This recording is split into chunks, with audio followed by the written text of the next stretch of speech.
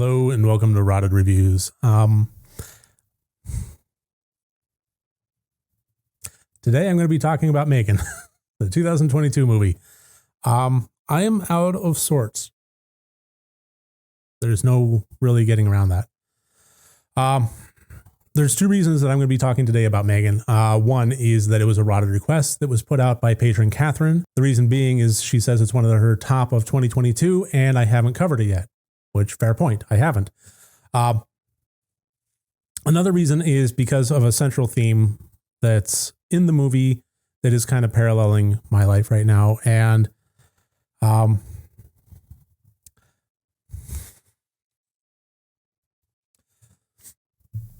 doing the YouTube channel, performing in any way, there's a certain level of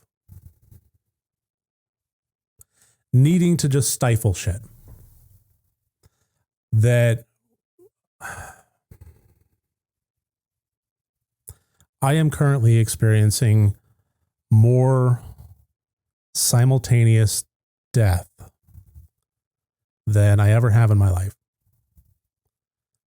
Loved ones, family, pets, all at once. And that's primarily the reason that I haven't been as engaged with the channel lately. Is it logistical, emotional processing, and it's been a lot. This has been a really, really tough year so far. I'm sorry, I didn't really mean to make the video about this.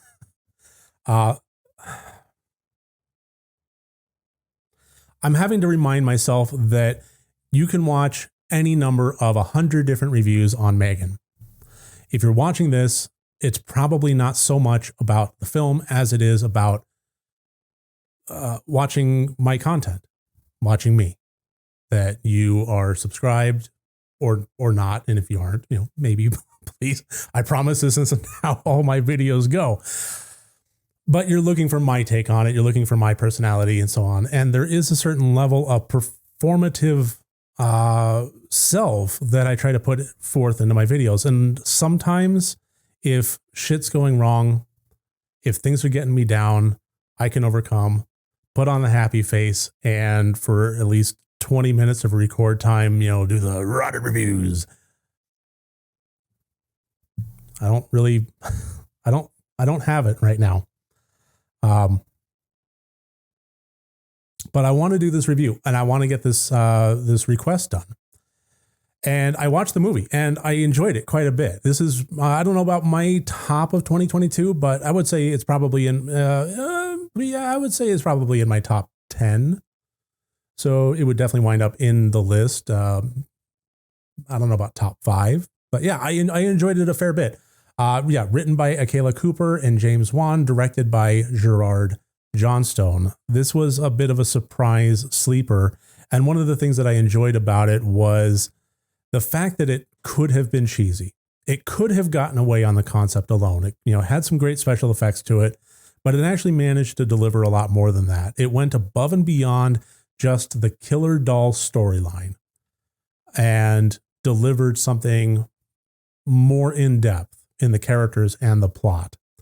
I'm going to be getting into spoilers here. I don't really, this is a popular enough one and it's been out long enough that if you haven't seen it, I do recommend it. And that's going to be like the end of the spoiler free portion. So be warned from here on out.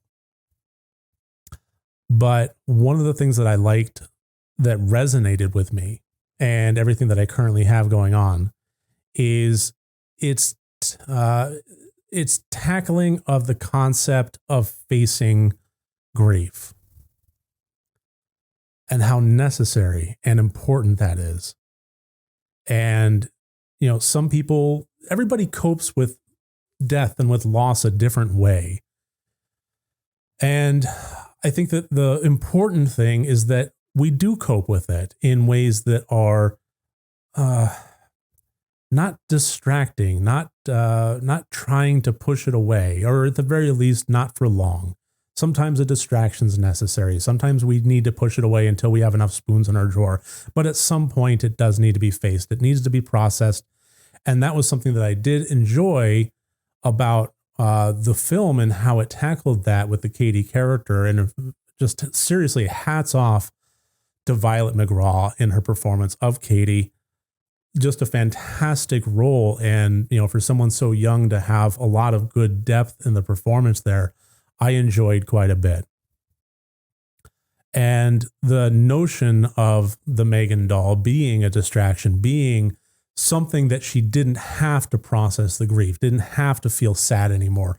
Or at the very least, if she did feel sad, it was in a way that allowed her to not have to think about things so much, that she could kind of plow through and move on and avoid the bad feelings. That was an interesting take on things. The notion of having this kind of relationship between Gemma and Katie, and a bit of a mother-daughter relationship that was formed by tragedy more than anything else, and the difficulties surrounding that, was way more in-depth than I thought the movie would ever go, as far as just introducing a killer doll. Could have been done so much easier, so much simpler. Probably had some, admittedly better kills. I did watch both the unrated and the theatrical release, and I have to say, there wasn't a whole lot of difference between the two, but even so, I did enjoy the unrated a bit more. That's just me. I guess maybe because it wasn't so different, there was maybe just like 1 or 2 seconds of extended screen time before it cut on some gruesomeness and then some blood in the elevator. Honestly, I didn't think that was kind of a make or break deal. So if I had my choice in the matter, have the blood in the elevator. Go for it. I also really enjoyed the special effects in this one. I have often said that I'm not a big anti-CGI person. I love practical effects. Don't get me wrong, but I think that in terms of movie making, everything comes down to using the appropriate tool in the toolbox. And that CGI has its place in there, but so does practical effects. And I hate it when movies go too far one way or the other, especially movies with the budget to actually be able to afford, computer cleanup and digital cleanup, things like that. So the notion of having this kind of practical effect with the M3gan doll, with the actress wearing a mask, and then doing digital compositing and cleanup later on to make it look as good as it did, was just an impressive display of using every tool in the toolbox. And I tip my hat to that. For me, I thought one of the most incredible things about this was that the M3gan doll was so lifelike and moved around in such an interesting way, but at the same time, never once to me felt like a human analog character.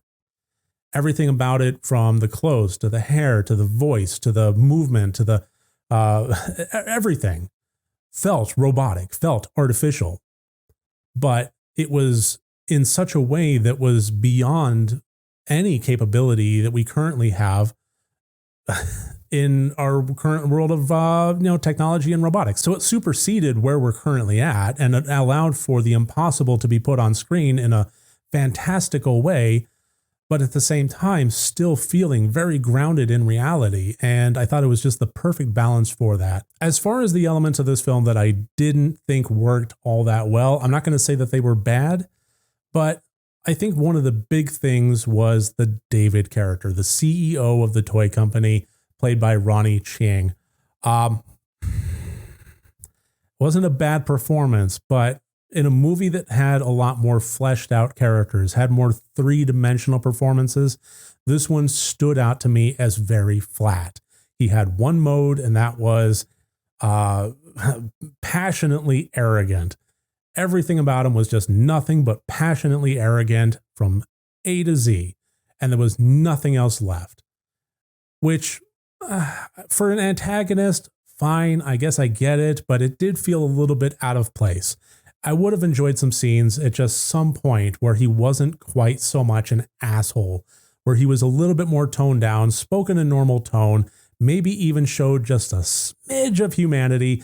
I think the kill of his character might have had a little bit more resonance, might have had some more impact. And again, this does come down to kind of the contrast between the characters, when we have somebody that is so flat and one-dimensional, have so much screen time surrounded by characters that had more depth, more nuance, had more variety of emotions and interactions with one another and chemistry with the other characters, it just kind of tended to make him stand out in not the most flattering of ways every scene that he was in. And the last thing that I really kind of want to talk about before I sign this off here is the notion of AI.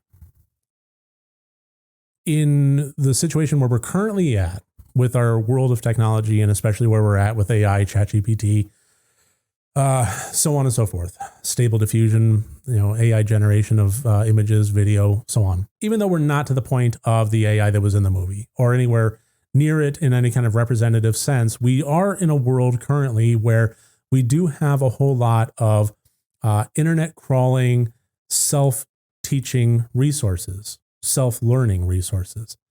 And this movie really does kind of call into question how much we bear the responsibility of putting those things out in the world without the parameters to allow it to learn within a construct.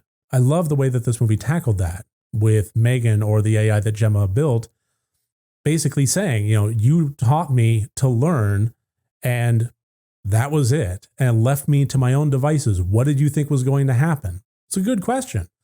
I love movies, especially horror movies, that do kind of bring up our current morality and shine a little bit of a light on it and say, is this really the direction we want to be going? I just do love movies that ask some good questions, and this movie most definitely did do that. So at this point, I'm going to go ahead and turn this over to you. What did you think of this? I'd love to hear your comments on this.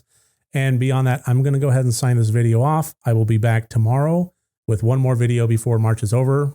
Well, it's the last day of March, so that stands to reason. But yeah, I'll be back tomorrow with one more video, and yeah, hopefully I'll be in a little bit better of a place, but I'll talk to you tomorrow regardless. So thank you very much. Remember, next time you want to watch a horror movie, first make sure that it's good and rotted.